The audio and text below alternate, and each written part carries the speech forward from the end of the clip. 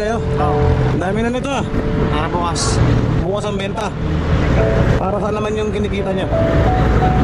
Pang araw-araw, nagastusin. Ah, sa anak nyo. Yung panggastos nyan. Pag nabenta. Wala ba kayong ibang trabaho? Wala na. Ano ba dati yung trabaho nyo? Construction. Pagsara na. Ang company, ganun. Lala kasi ako.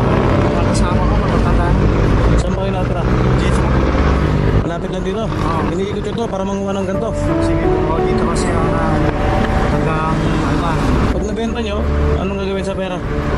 Panggastos, araw-araw. Oo. Pagdito pagkain. Araw-araw yan, ganito ginagawa nyo. Oo. Maliit yung kargahan nyo, no? Dapat bike, no? Na may sidecar, ano?